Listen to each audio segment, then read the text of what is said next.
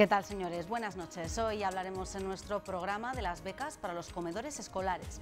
Analizaremos con nuestros invitados la decisión de Educación de eliminar las medias becas y cambiar los criterios de acceso para el próximo curso. Hablaremos además de corrupción. Según el último barómetro del CIS, esta es la segunda preocupación de los españoles por detrás del paro. Una encuesta que se ha realizado después de conocerse el caso Bárcenas. De las novedades de este caso también hablaremos esta noche, pero dejamos esto a un lado por el momento, porque hoy ha sido noticia en Zaragoza una nueva iniciativa para ayudar a 120 personas desempleadas a encontrar trabajo. Se trata del proyecto Puedes, que ha puesto en marcha CUNEL Estudios Superiores, con la colaboración de 5 empresas más: Heraldo de Aragón, Bantierra, Adeco, Estudio Versus y Gavesa. Estas empresas pondrán a disposición de estas 120 personas toda una serie de talleres gratuitos, servicios de orientación profesional y conferencias para ayudarles en su búsqueda de empleo.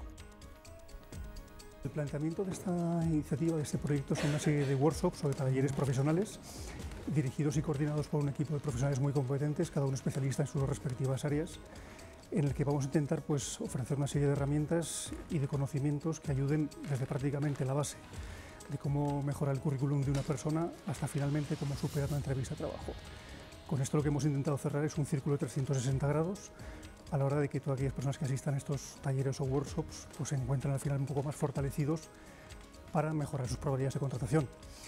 Además de estos workshops va a haber una serie de servicios paralelos aportados por cada una de las empresas que colaboramos en este proyecto, donde la iniciativa o la idea es sobre todo ir acompañándoles hasta prácticamente hasta la puerta del puesto de trabajo.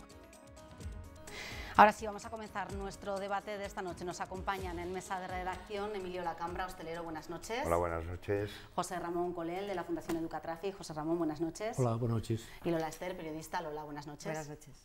Vamos a comenzar hablando de esa decisión de Educación para eliminar las medias becas de comedor que han estado o que están todavía vigentes este año y cambiar los criterios de acceso para el curso que viene. Conocemos también ya el presupuesto para esta partida, que será becas de comedor y también material escolar. Serán de 6,7.800.000 euros menos que en el curso actual. Bueno, ¿qué os parece primero este presupuesto que ha presentado la DGA para estas partidas y también esa decisión de poner nuevos criterios de acceso para las becas y eliminar las medias becas de comedor? Lola.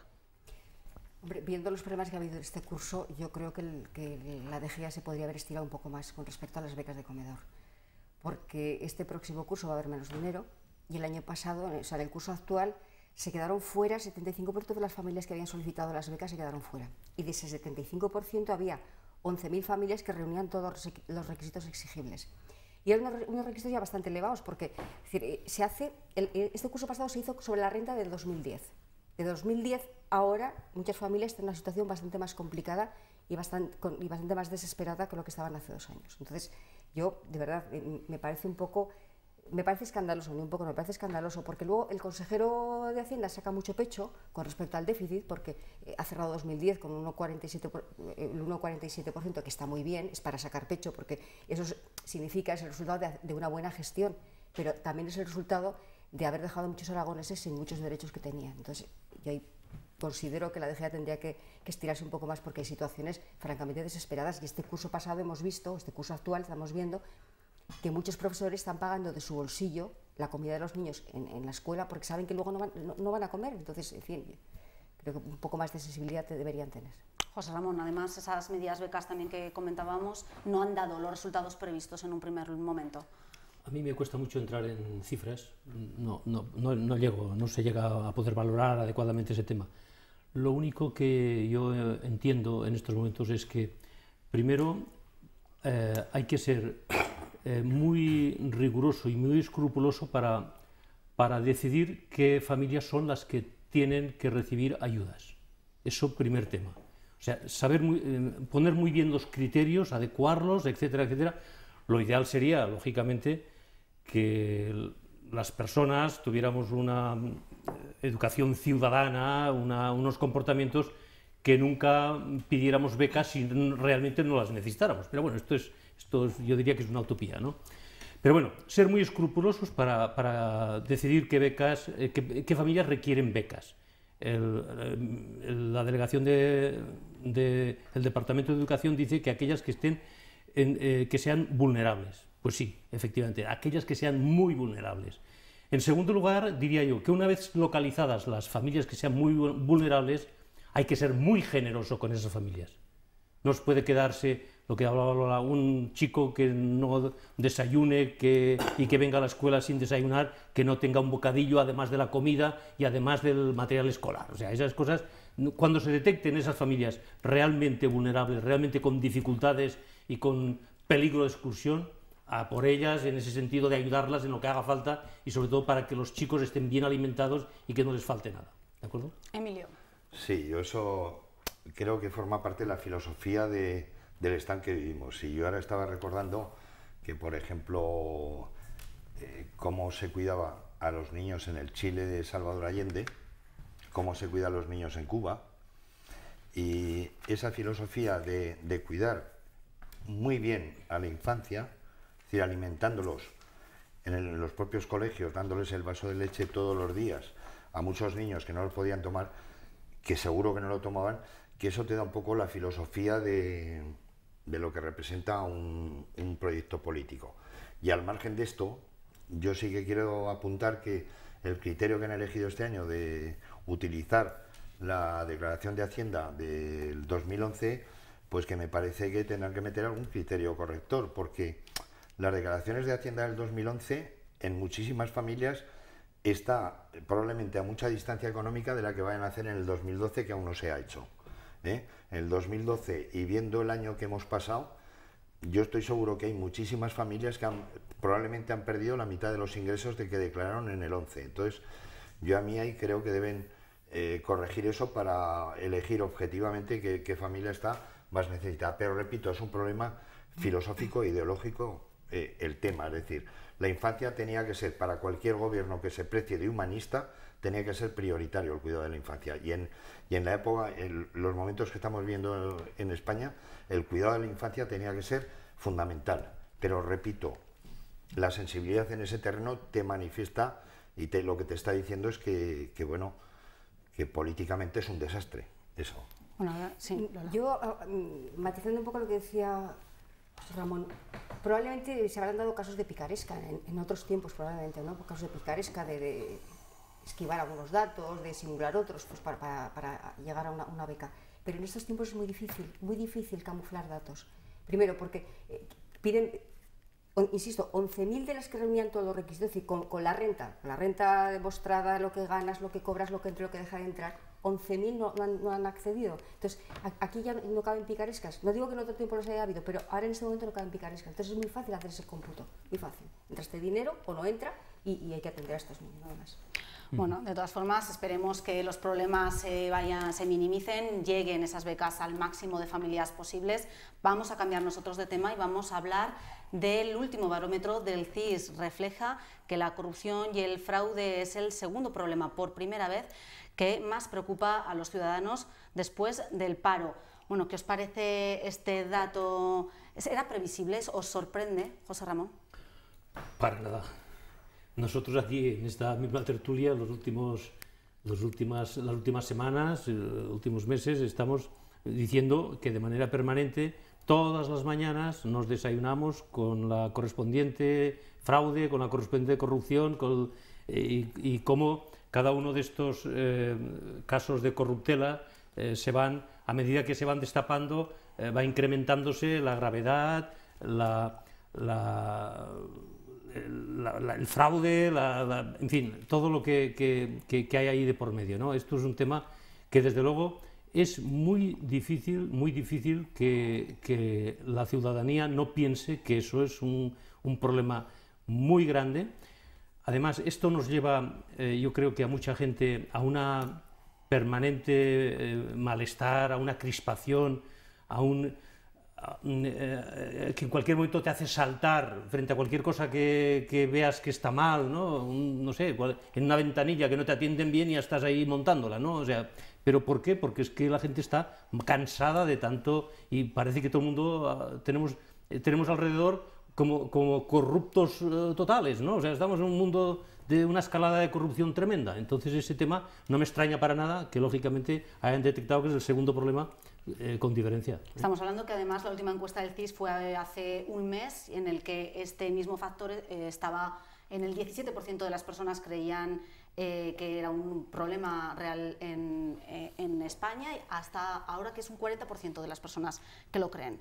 Sí, hombre, yo creo que en las circunstancias que está viviendo la población española en estos momentos, con todos los recortes, con lo que está padeciendo en estos momentos, sobre todo les genera la impotencia, una impotencia de no poder hacer ellos nada, y quien lo puede hacer, la respuesta que está dando quien podía evitar la corrupción, no hay respuesta, hay un silencio absoluto, o si hay una respuesta, es una respuesta tan tibia que es vergonzante.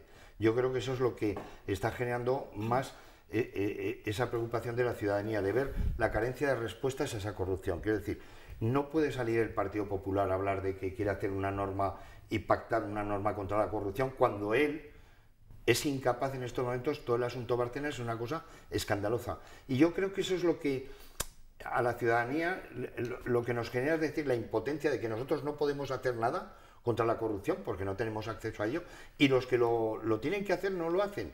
Y nos están además diciendo unas historias de que hay que hacer un pacto contra la corrupción. No, ustedes lo que tienen que evitar es la corrupción dentro de su partido. Sí que podemos hacer.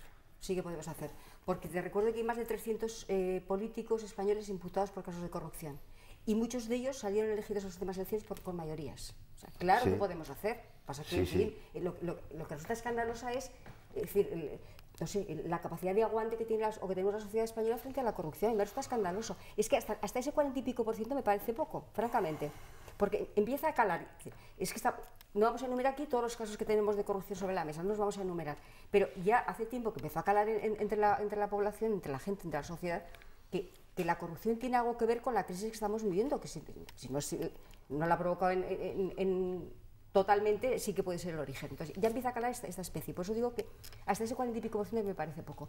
Porque además la encuesta dice más cosas. Dice que efectivamente la corrupción es un problema tremendo, pero dice que a mí es algo que me ha tocado mucho la entraña, como te ha tocado a ti, María, es que entre los profesionales menos valorados por la sociedad están los jueces y los periodistas. Y yo, que suelo hacer mucha autocrítica, digo, bueno, pues algo habremos hecho mal. Porque de la misma manera que la mayoría de los españoles considera que quienes están trabajando muy bien y quienes están protegiendo mucho los derechos de los españoles son los médicos saliendo a la calle con sus mareas, los profesores saliendo a la calle con las suyas, y valoran muchísimo a estos profesionales, a los jueces y a los periodistas no los salvan para nada. Cuando son los jueces los que están en este momento sacando toda la porquería por un lado, y los periodistas al mismo tiempo denunciándola. Pero probablemente con lo que critica la sociedad en general es que los periodistas durante mucho tiempo hemos sido muy permisivos y muy laxos con el poder en general y con los casos de corrupción en particular, y que los jueces también han estado mirando para otro lado en algunos casos, con lo cual puede ser un principio, pues un renacer de dos grupos profesionales que ojalá efectivamente todo el mundo acabemos trabajando muy bien por la cuenta que nos trae, efectivamente. Sí, lo que pasa es que el tema de los periodistas, los ciudadanos, en general la sociedad española, yo no sé la lectura de diarios, que el porcentaje de ciudadanos que leen los diarios. Muy poco. Muy poco. Por eso te digo, así nos va. Si lo que están viendo son las tertulias que se están produciendo en los medios de comunicación, por ejemplo, las tertulias que se están haciendo en Madrid, en la Popular o en la 1 o en el Al Rojo Vivo y tal, algunas intervenciones de muchos periodistas de los que llevan invitados, particularmente en Popular y en la 1, es verdaderamente vergonzoso, o sea, quiero decir, es escandaloso. Pero al margen de las tertulias y de todo lo que es un poco un debate abierto, se nota mucho, de verdad, cuando digo que la sociedad es muy permisiva con los casos de corrupción, a mí me resulta escandalosamente permisivo, que se consienta que tengamos estas tragaderas ante los casos de corrupción. Y se nota, francamente, no es porque yo barra para las casas que tengo que barrer, sino porque si la gente leyera más los periódicos, tendría más información, por consiguiente más formación y más criterio. Claro, porque está muy bien una tertulia, está muy bien hablar y, en fin, a salto de mata, pero no es lo mismo. Yo leo muchos periódicos cada día, entonces me parece necesario. Y otro gallo nos cantará si la sociedad en general estuviera mejor informada. Yo no sé si habría que entrar ya con el caso Bárcenas o todo está junto y aquí, ¿no? Se pueden incluso unir, ¿no? Yo creo que al tema se une uno con el otro. Y entonces a mí este hombre merece una reflexión aparte, ¿no? Yo creo que este hombre el señor Bárcenas, por llamarle de alguna manera, este señor tiene mucho dinero y mucha información. Y no sé si tiene más valor el dinero que tiene o la información que tiene. Lo que sí es cierto es que con esta información que tiene, y además de tener dinero, tener información, es un señor que no tiene escrúpulos. Entonces es un señor con una peligrosidad. Esto es una bomba de relojería, ¿no? Una bomba de relojería. ¿Para quién? Claro, no para nosotros. Para mí no. Para el PP. No. Claro, Puntualiza. Para el PP, claro, ¿de acuerdo? Claro, sí, Pero sí. una auténtica bomba de relojería. Quiere decir, este hombre, nada más que empieza a mover el relojito, es que tienen que estar todos temblando. Porque es que la que está montando es de cuidado. O sea, creo que tiene a todo el PP acogotado. Y además no saben qué hacer, ni saben por dónde tirar, ni saben qué decir. O sea, ni hacen ruedas de prensa, ni se ponen... Y están con un desprestigio ya que cada persona que sale uno, no sé si ponerse a llorar nada más verlos, porque es que realmente da lástima.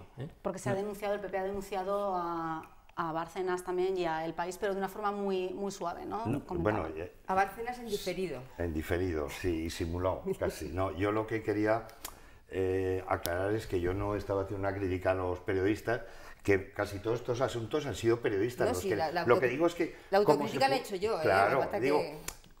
Lo que pasa es que los periodistas lo han denunciado, sobre todo en el papel escrito, fundamentalmente, pero luego cuando tú te trasladas a ver la tele y ves el programa de la 5, el debate de la noche, según qué invitados vayan, o digo, el gato al lago, o en fin, cuando escuchas a algunos profesionales, de verdad que es de vergüenza ajena. Pero claro, resulta que esos no publican El País. El Mundo ha destapado un montón de cosas. Y hablando ahora, retomando el tema que ha planteado José Ramón, el tema Bárcenas, la denuncia que ha hecho el PP, lo que has dicho tú han denunciado a un periódico, no han denunciado a Bárcenas, han denunciado a un periódico. Han denunciado al País y no al Mundo, y no al que es el Mundo. primero que levanta la liebre. Sí, claro, porque claro, supongo que los ciudadanos sabrán que hay dos periódicos a nivel nacional, o tres periódicos que están apoyando a la derecha sin remilgos. El País, que no se sabe a qué juega, en política nacional diríamos que está muy próximo al PSOE, pero con una cierta independencia, es decir, pero los otros tres están al servicio del Partido Popular. Entonces, sorprendentemente no han denunciado al Mundo, que es el que destapa toda la verbena, ¿no?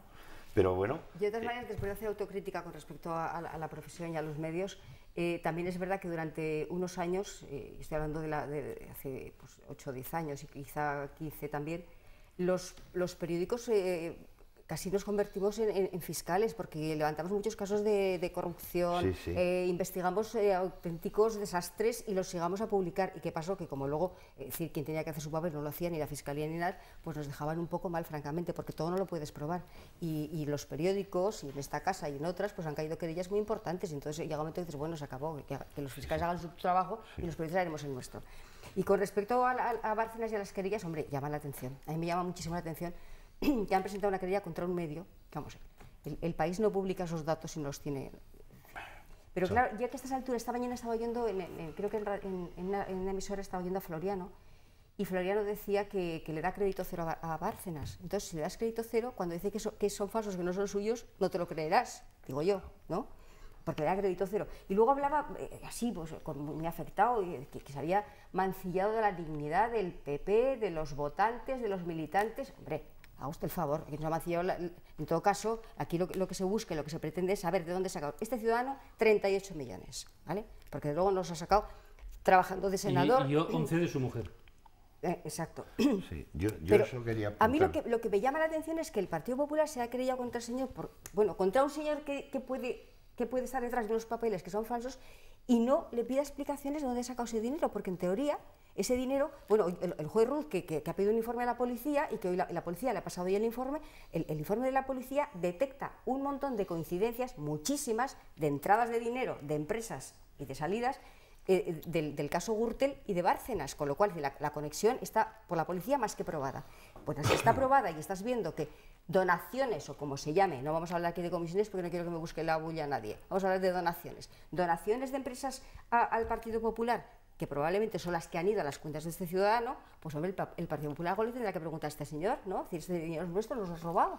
Claro. Digo yo, ¿por qué no le presentan una demanda por robo o por, no sé, pienso? Sí, ahí está la bomba de relojería que dices. Yo con todo esto, a mí me preocupan un par de cosillas. Una de ellas es que todo esto, la situación que se está viviendo ahora mal, la gente está viviendo mal, ve corrupción, ve dificultades, ve problemática, no llega a final de mes, etcétera, etcétera, y la gente que la desahucian, etcétera, todas estas cosas que se está viviendo y que encima, en contrapartida, se ve esto otro, este señor que vive con esa abundancia, con esa chulería que anda por la vida, riéndose de todo el mundo, y en fin, una cosa de estas, el malestar que crea.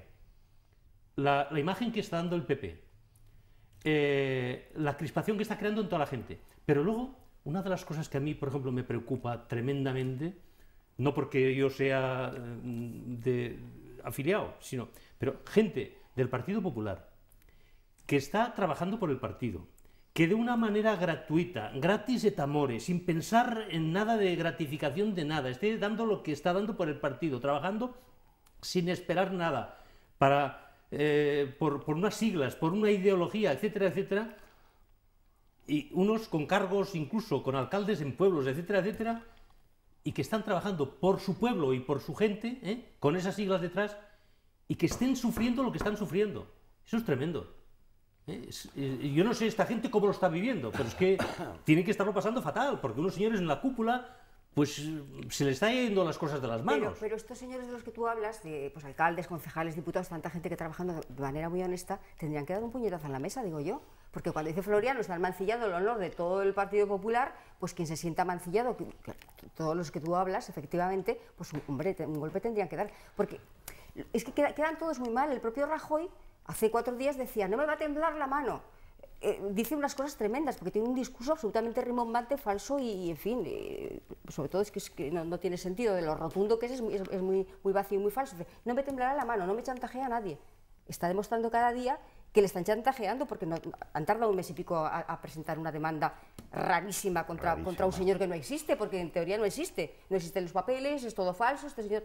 Entonces, ¿contra quién? No te explicas bien. Oye, y yo quería destacar, y puesto que el otro colectivo que sacaba muy mal puntaje en el CIS, que eran los jueces, yo en primer lugar yo diría que es esa imagen, pero también, y eso forma parte de la política general de los partidos en España, de que cuando la justicia funciona mal es porque no se dota con dinero, no se dota económicamente bien, y eso da la marca humanística a un colectivo político. Y claro, lógicamente la justicia tiene unas carencias increíbles, entonces eso te indica también cómo funciona la política en este país. Pero ayer saltaba una noticia que a mí me llamó mucho la atención, que era el caso de la mujer de Bárcenas, Rosalía Iglesias, con la cuenta esa que apareció en Caja Madrid de 10 millones de euros, y que el juez Pedreira, que estaba investigando el tema Gürtel, la exonera de imputarla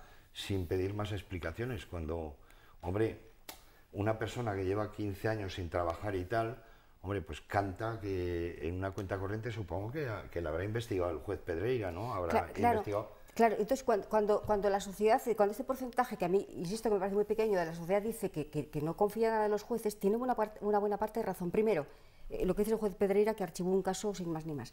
Segundo, al primero que se cargaron los propios jueces fue al juez Garzón, que es el que destapó todo esto. Y se lo cargan, es decir, sus propios compañeros se cargan al juez Garzón, es decir, con una historia muy rara de manos limpias y acaban cargándose a Garzón. Pero es que hoy mismo hemos visto que el caso Pallerols, el caso de corrupción de Unión Democrática de Cataluña, donde hubo un apaño con la Fiscalía que les dijo, bueno, devolvéis el dinero y aquí paz y a gloria, se acabó. Ahora no, dice el juez, no, que estos casos de corrupción están escandalizando mucho a la gente, no podemos hacer esto. Vamos a condenarles a 7 meses de cárcel. Hombre, pero yo insisto, es que parece que seamos todos tontos y que nos traten como a tontos es lo último que podemos consentir todos, nadie. Hombre, yo entendería determinados pactos si la información que te va a dar, y lo hemos visto un poco en las películas norteamericanas, el testigo protegido... Pero son testigos protegidos y ya existen. Hombre, quiero decir que en estos momentos el fiscal a Bárcenas, si llegaran a un acuerdo para destapar todo y pactar con Bárcenas lo que sea y destapar la verdad de los 38 millones, hombre, pues a lo mejor era conveniente ese Emilio, pacto. Fíjate, yo mal pienso, confío que probablemente el caso Bárcenas ha salido de un testigo protegido. Posible, muy posible, muy posible. Porque llegar a estas comisiones rogatorias a Suiza, llegar al punto concreto y puntual, probablemente hay un tejido. Porque estas cosas no son casuales, y yo no me creo la casualidad, ni el azar, no me lo creo. Por mi espabilo que sea el juez Ruth, no me lo creo. Yo al final, lo que me parece a mí es, pensando un poco, ¿no? Diciendo, a ver, este hombre, para que el PP no reaccione frente a toda esta situación, un señor que se ha enriquecido y que luego ha hecho lo que le está dando la gana y que anda por la vida de esa manera que anda y que no ha actuado contra él, ¿qué cosas debe tener este hombre en la bocamanga o en la caja fuerte, lo que sea, para que no sean capaces de poner orden, de abrir las puertas y decir, señores, que aquí esto está así, está así, aquí no hay cuentas, aquí hay esto, explicar claramente todo, y se limitan a hacer un poco de... Para concluir, sí, es que la prensa internacional, los titulares de la prensa internacional son el primer ministro español o el presidente del gobierno español está...